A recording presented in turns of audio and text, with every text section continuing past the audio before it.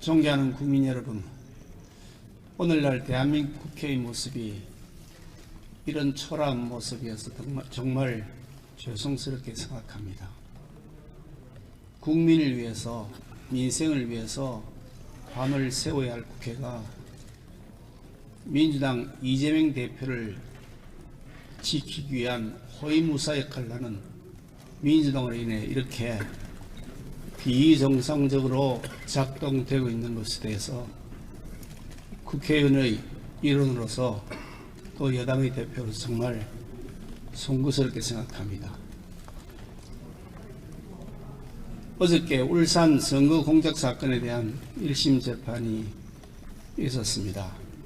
민주당 정권, 문재인 정권은 국가의 공권력을 자신들의 사리사욕을 위해서 오남용하는 것을 오랫동안 반복해 왔습니다. 그러다가 국민들의 저항에 부딪혀 자신들의 권력을 빼앗기자 절대 다수 의석을 차지하고 있는 국회를 무기로 해서 끝까지 대한민국의 정상화를 가로막고 방해하고 있습니다. 탄핵소추라고 하는 것은 비상수단입니다. 헌법과 법률에 위반한 것이 명확하고 그 명확성에 대해서 공익성과 실익성이 담보가 될 때에 비로소 탄핵소추라는 절차를 밟게 되는 것이 탄핵의 헌법적 정신입니다. 그런데 민주당은 자신들의 마음에 들지 않는다고 해서 김명수 대법원장 시절에 임성근 부장판사에 대해서 탄핵소추의 희생물로 내던지기 위해서 사퇴서를 수리하지 않았던 적도 있었습니다. 무리하게 억지로 임성근 판사에 대한 탄핵소추안을 국회에서 가결시켰지만 그 결과가 어떻게 되었습니까? 헌법재판소에서 각하되었습니다.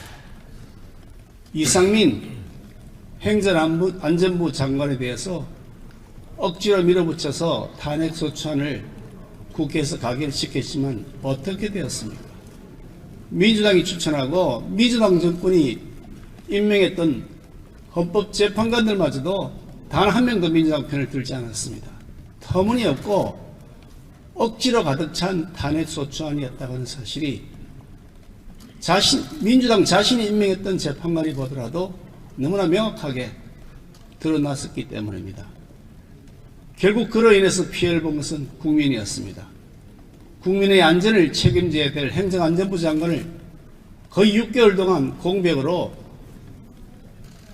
놓아두었고 그것이 결국 많은 홍수, 집중 호우 시절에 제대로 된 대처를 하기 어려운 정부의 직무정지를 야기하고야 말았습니다. 그랬으면서도 단 한 명도 민주당 사과하는 거 본 적이 없습니다. 국정을 불법적으로 마비시켜놓고 헌법재판소에서 전원일치 기각 결정을 받았으면서 단 한 사람 자신들의 잘못을 반성하는 사람 보지 못했습니다. 이렇게 후한무치한 사람들이 과연 대한민국의 정상적인 국회의원이라고 할 수 있을지 참으로 부끄럽기 짝이 없습니다. 민주당의 목표는 명확합니다. 방송통신위원장 직무를 정지시켜서 자신들에게 기울어져 있는 방송 끝까지 유지해서 내년 총선에서 자신들의 홍보수단으로 사용하겠다는 그 목적 하나밖에 없는 것이 명확합니다. 이재명 대표에 대해서 수사하는 검사들 한 명 한 명 협박하겠다는 것 아니겠습니까? 이재명 대표 수사하면 전부 탄핵소추에서 쫓아내겠다. 그런 협박 아니겠습니까? 언제까지 이렇게 절대다수 의석을 이용해서 대한민국 국정을 마비시키겠다는 것인지 민주당은 정상적인 사고를 가졌다면 곰곰이 스스로를 돌아봐야 할 것입니다. 대한민국 국회가 이렇게 돌아가서는 안 됩니다. 김진표 의장, 그분이 국회의장의 양심이 조금이라도 남아있다면 국회를 이런 식으로 운영해서는 안 됩니다. 우리가 소수당인 탓으로 법적인 한계에 부딪혀서 이렇게 마음을 모은다는 차원에서 농성을 하고 있지만 이런 모습 반복하지 않도록 국회가 정상적으로 돌아갈 수 있도록 저희들 더 치열하게 고민하고 국민들 마음을 얻기 위한 노력을 해 나가도록 하겠습니다. 존경하는 국민 여러분, 대한민국 헌정 질서가 다시 상식을 회복할 수 있도록 정상적으로 작동할 수 있도록 국민들의 민생을 내팽개치고 정쟁만 일삼고 있는 민주당에 대해서 회초리를 들어주실 것을 부탁드립니다.